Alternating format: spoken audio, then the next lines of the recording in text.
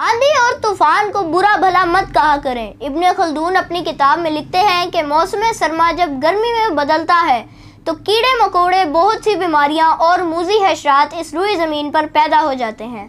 अगर ये ज़िंदा रह जाए तो दुनिया ख़त्म हो जाए। अल्लाह फिर मिट्टी से भरी हुई हवा चलाता है जिससे ये कीड़े मकोड़े और ये मूजी बीमारियां रुई ज़मीन से ख़त्म हो जाती हैं। अल्लाह के हर काम में हिकमत और राज पोशीदा है। एक शिकायत पढ़ी कि एक बुजुर्ग अल्लाह वाले थे, बड़ी रियाजतें, बड़ी इबादतें की, रोज़े रखे, नवाफिल पढ़े। इंतकाल हो गया तो कुछ दिनों के बाद मुरीद के ख्वाब में मिले। तो मुरीद ने पूछा कि हज़रत, आपने तो बड़ी रियाजतें की थी, हिसाब किताब में तो पास हो गए होंगे। तो वो कहने लगे कि नहीं, फंस गया हूँ। कहने लगा वो कैसे? तो वो कहते हैं कि एक दफ़ा बेमौसमी बारिश होने लगी, मैं बैठा हुआ था, ज़ुबान से यूं ही निकल आया कि ये कौन से मौसम की बारिश है।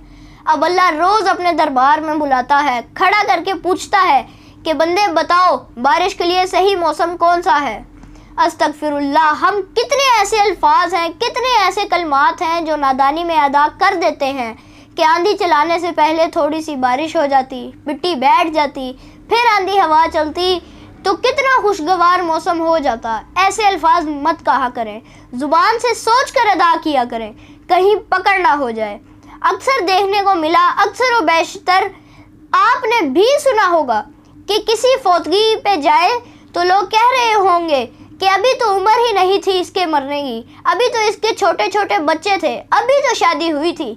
माज़अल्लाह, हम अल्लाह को जालिम कह रहे होते हैं, लेकिन कुरान में अल्लाह फरमाता है कि वो जो अपने बाद छोटे छोटे बच्चों को छोड़ मरे, मफहूम है इन्हें चाहिए कि दुरुस्त बात कहें। वो जो कह रहे होते हैं कि अब इन बच्चों का क्या होगा, उन्हें चाहिए कि दुरुस्त बात कहें। क्या इस मैयत को पालने वाला अल्लाह नहीं था? वो जो इंसान था, वो जो फौत हुआ, उसका भी तो रब वही था, इन बच्चों का रब भी वही है।